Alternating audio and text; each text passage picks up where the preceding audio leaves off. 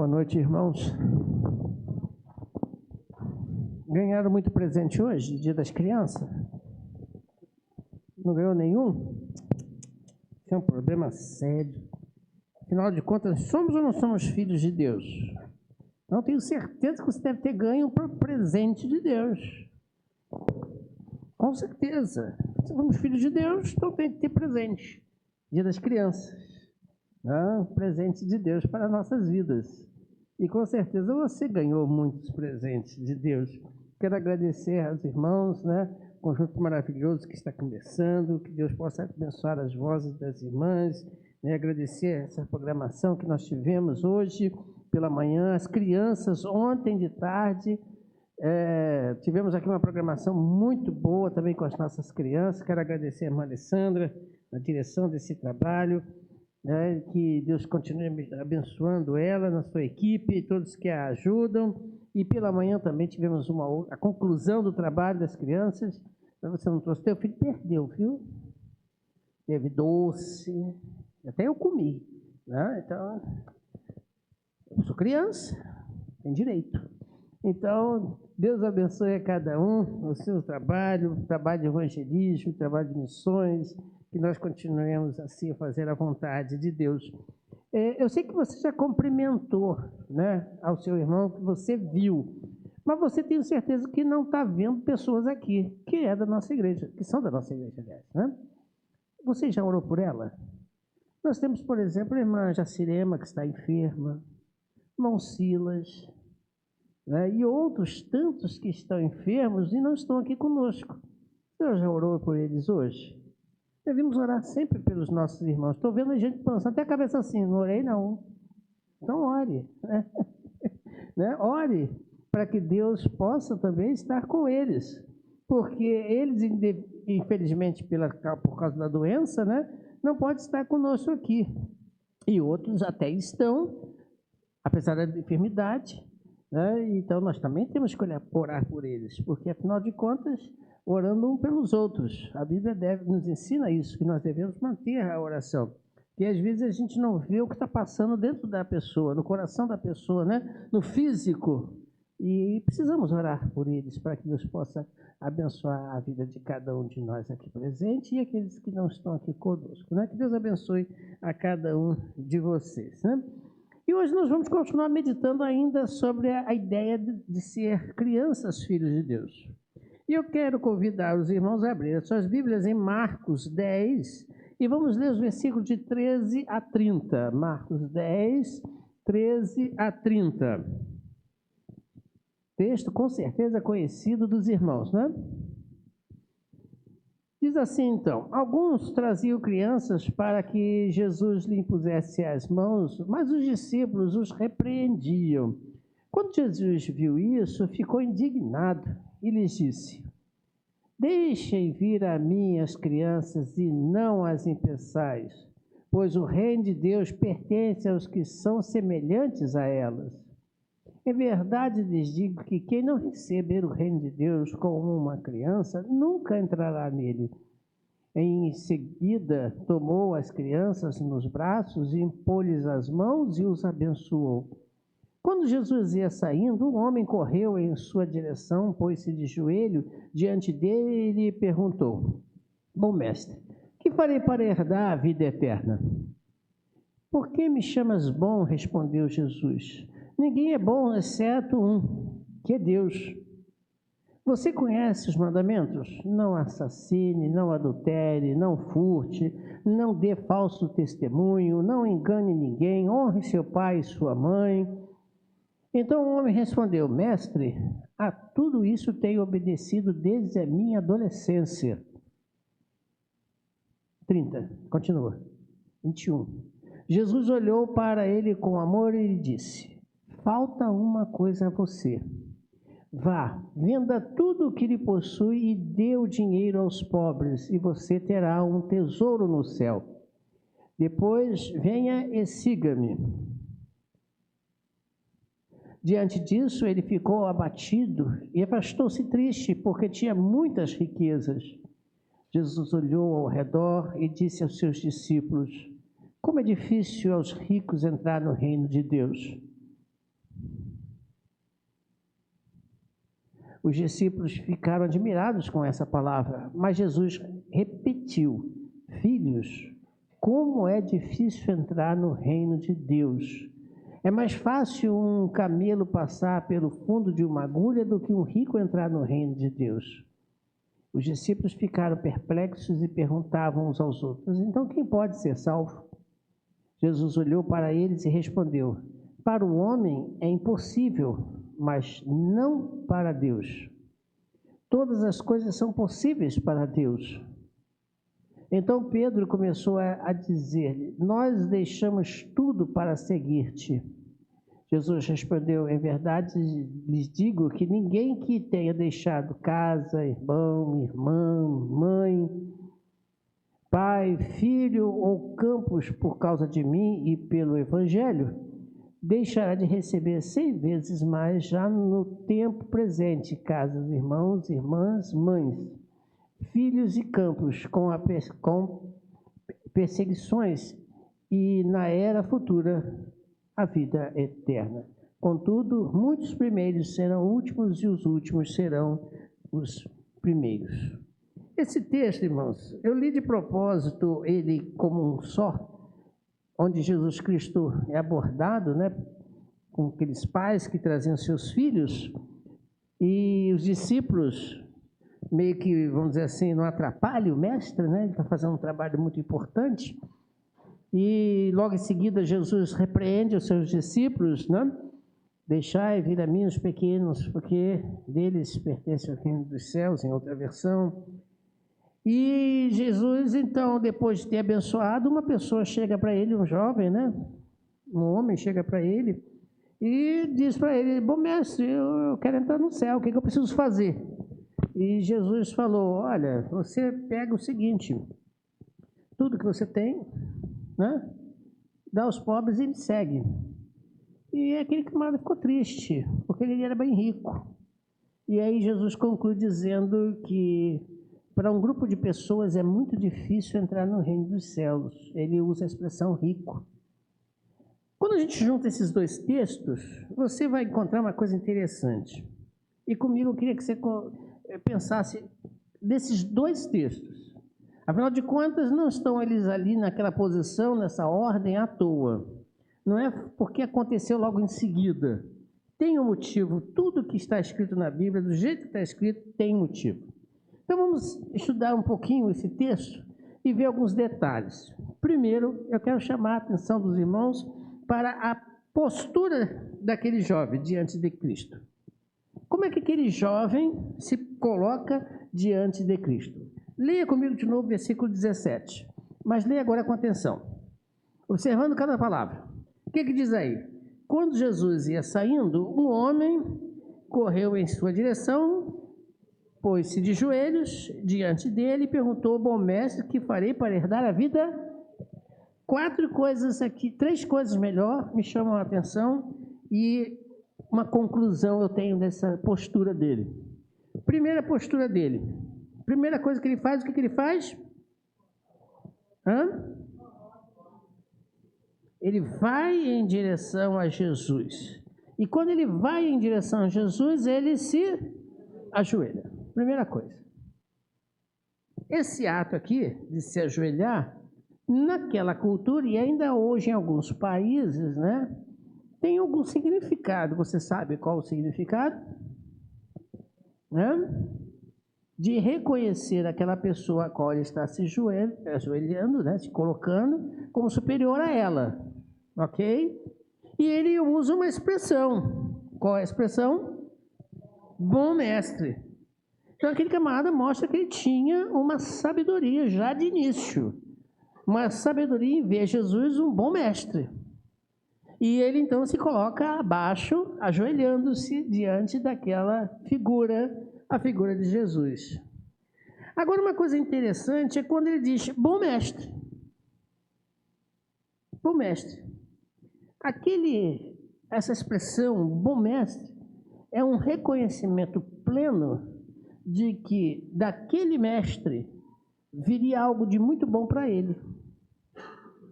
Algo grandioso.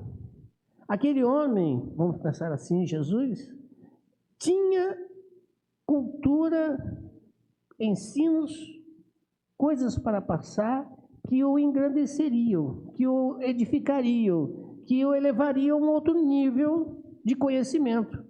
Você percebe nesse texto uma postura realmente de humildade. Você consegue enxergar isso? Correu, se ajoelhou. Usou uma expressão muito boa, bom mestre. E ele quer aprender. Estou aqui para aprender. O que eu preciso fazer para herdar a vida eterna?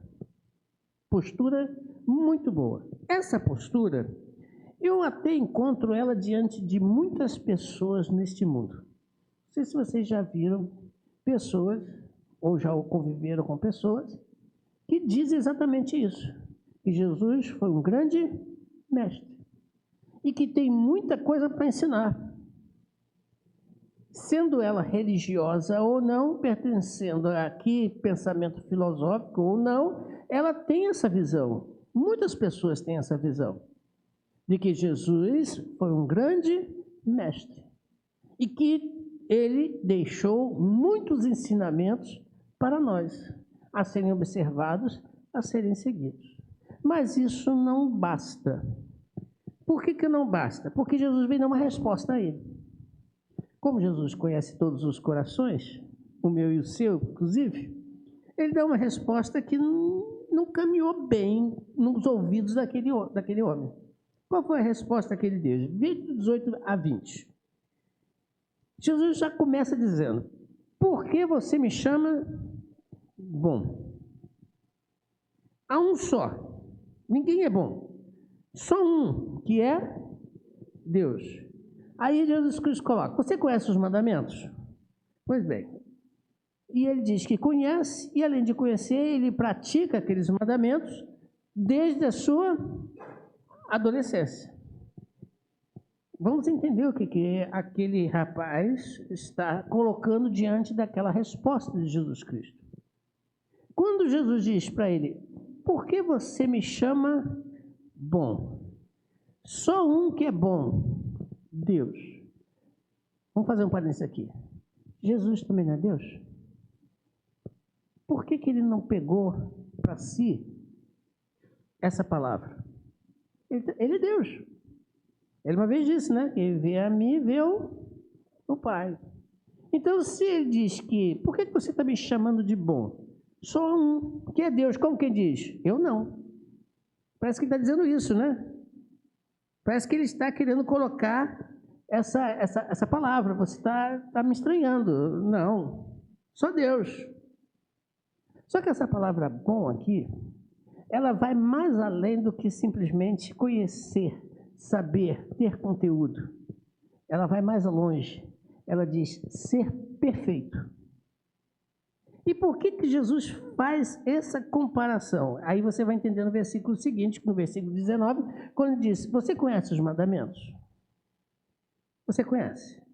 E aquele jovem diz que conhece e os pratica desde a sua infância. Em outras palavras, aquele camarada estava dizendo o seguinte: eu sou igual ao Senhor no seu coração. Aquele jovem estava pensando assim. Aquele jovem estava dizendo assim: eu também sou bom, porque eu cumpro todos os mandamentos. E você não encontra Jesus dizendo que ele mentiu.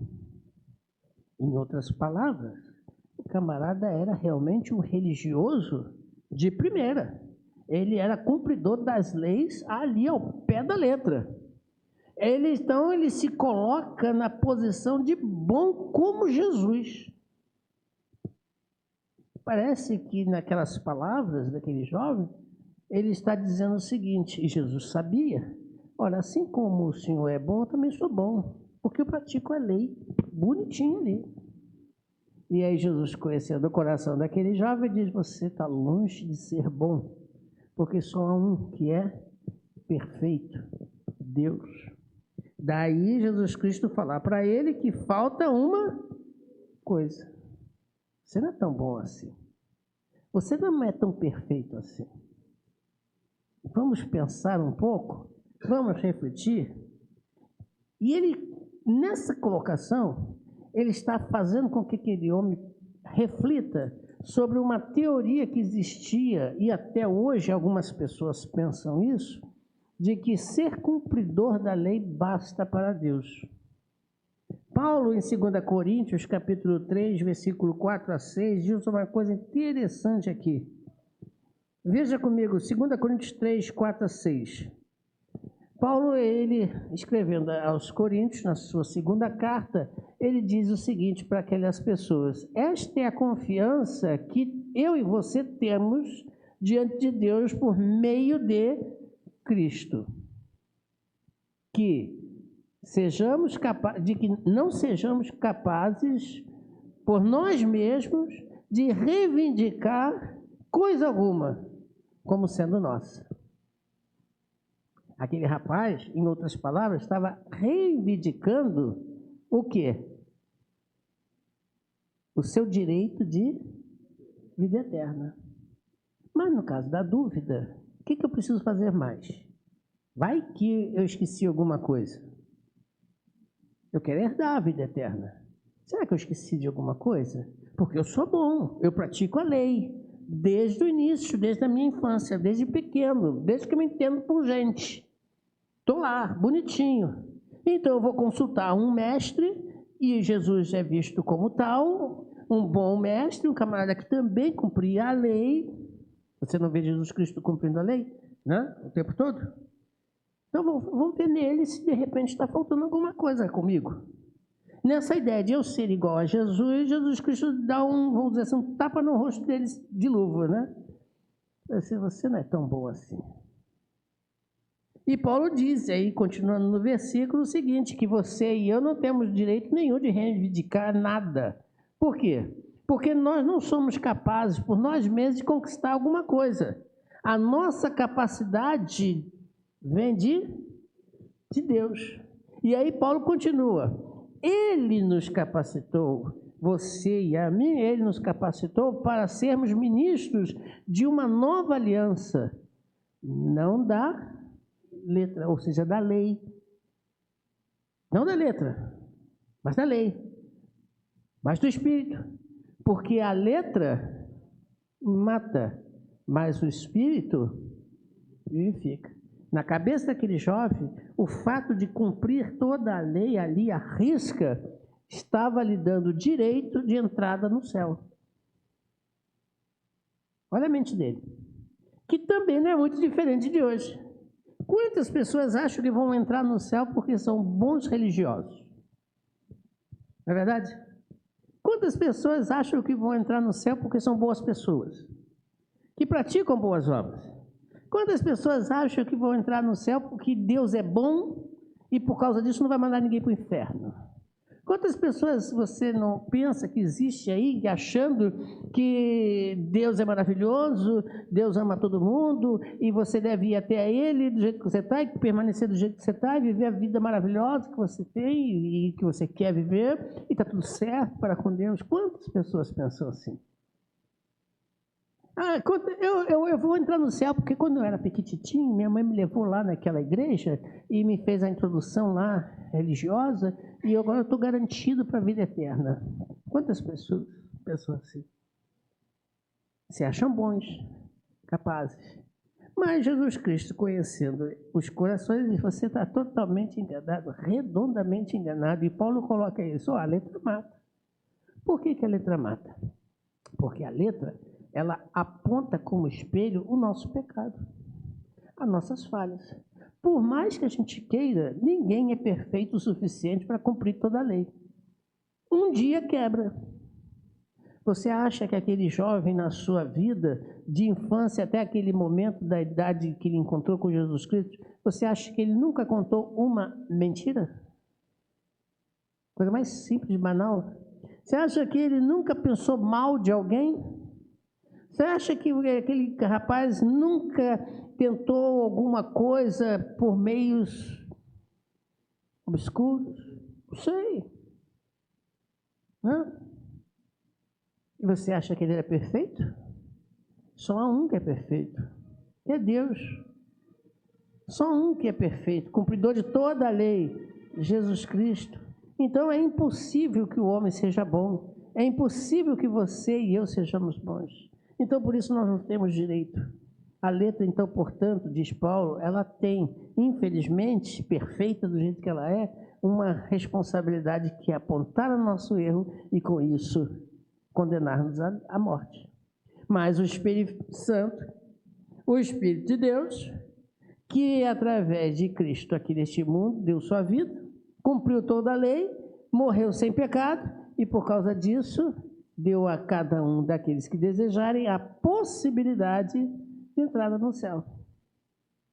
Jesus faz que aquele camarada reflita. Pense nisso. E aí Jesus vai mais fundo com ele. Vamos pensar comigo aqui. Jesus olhou para ele, diz o versículo 21, amou ele e disse, falta uma coisa. Falta o quê? Que lei? Que mandamento? Aí Jesus Cristo diz para ele o seguinte, vá, venda tudo o que você possui e dê o dinheiro aos pobres e você terá um tesouro no céu. Depois venha e aonde está escrito na lei de Deus que você não pode ter dinheiro, bens. Onde está escrito isso? Você provou pensar nisso? Aonde está escrito na lei de Deus que você não pode ser rico? Aonde está escrito na lei de Deus que, infelizmente, se você tem dinheiro, você está em pecado? Onde está escrito isso? Em lugar nenhum. Em lugar nenhum. Então Jesus Cristo vai e faz com que ele pense. Pense no quê? Pense no quê? Qual o teu foco? Quem reina no teu coração? Você que se acha bom? Está faltando muito para ser bom. Você tem que ser destronado. Você tem que sair desse trono aí do seu coração que se acha, né? Você está se achando muito. Tem que descer desse trono e colocar Cristo nesse trono. Você tem que colocar Cristo nesse trono. Por isso Jesus Cristo disse, lá no início, quando nós lemos, aquele que não receber o reino dos céus, o reino de Deus, como uma criança, nunca vai entrar lá. Por quê? Porque a criança, quem está no coração dela reinando? Quem é tudo para ela? Você já foi criança, eu sei. Puxe na memória. Quando você era criança, quem era o máximo para você? Hã? Já esqueceram? Meu Deus. Os pais. O pai é o super-herói, né? Se meu pai quiser, ele derruba todo mundo. Não funciona assim? Hã? Meu pai é todo poderoso. Ninguém pode com ele. Não é assim que funciona? Tanto é que quando ela está em apuros, para quem ela vai correr? Para os pais, para a mãe, para o pai. Você já foi criança, você já passou por isso. Qualquer coisa estranha você corria. Eu me lembro quando eu era pequeno, esse negócio chamado trovão me dava nervoso, sabia? Tempestade, trovão, eu ficava, meu Deus, isso não vai acabar nunca. E meu pai e minha mãe estavam trabalhando, eu fiquei, meu Deus, estou aqui sozinho, abandonado, largado nessa vida. Olha só, minha cabeça. Porque quando eles estavam, não escutava nem barulho de trovão. Mas Jesus Cristo está dizendo para aquele camarada, reflita um pouquinho, meu filho, preste atenção. Você precisa se tornar filho de Deus. Ter um pai nesse coração.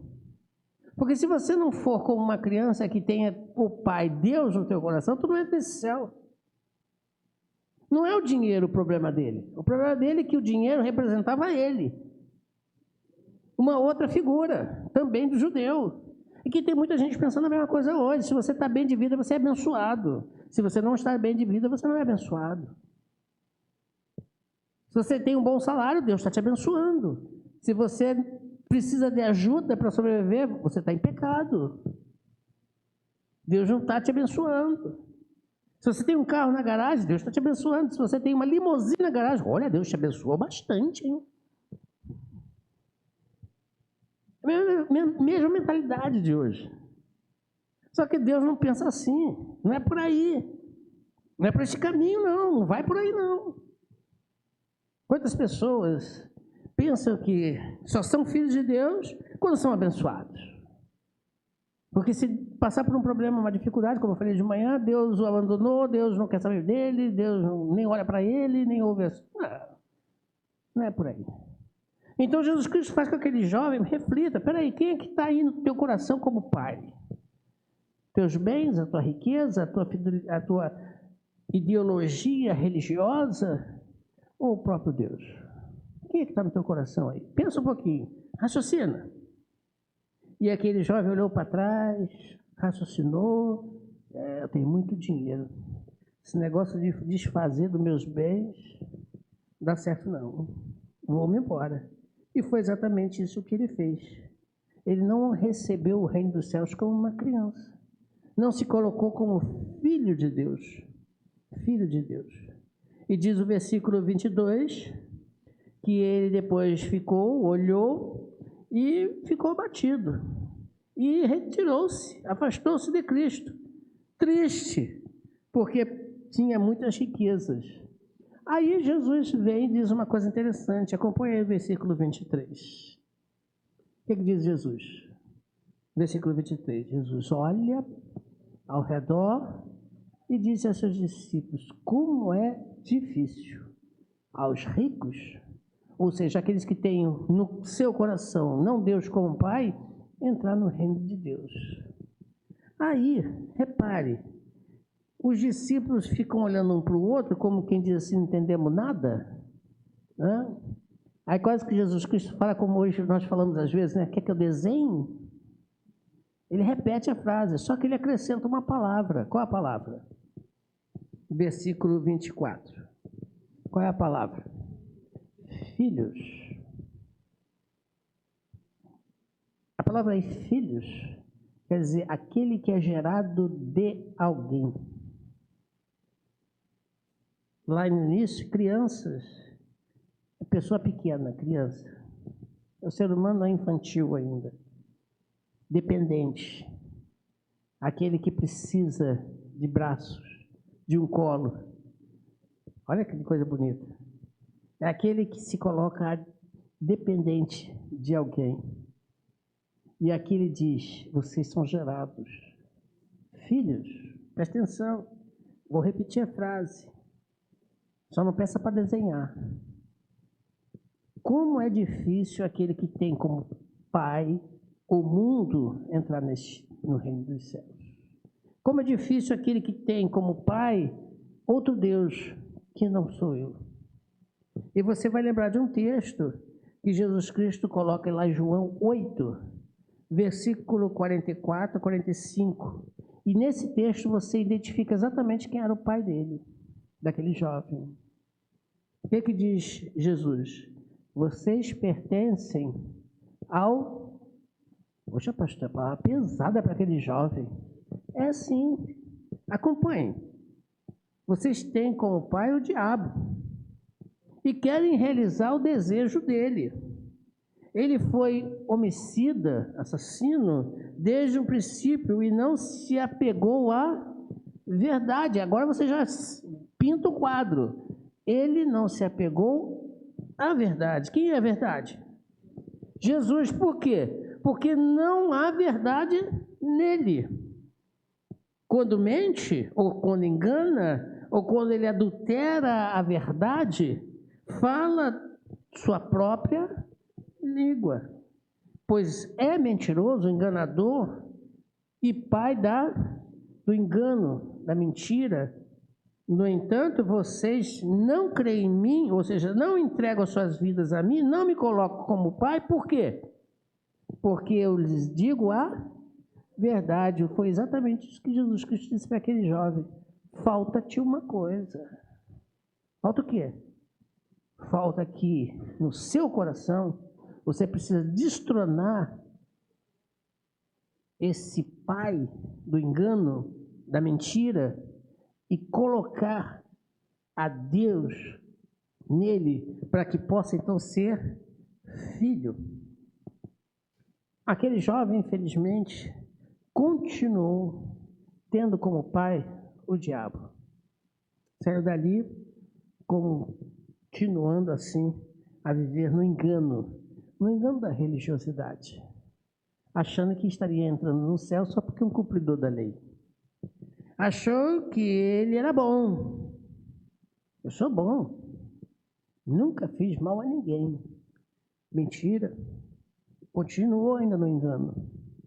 Ele preferiu continuar na mentira, no engano, e abraçado as riquezas desse mundo do que as riquezas de Deus. Porque só herda alguma coisa aquele que é filho.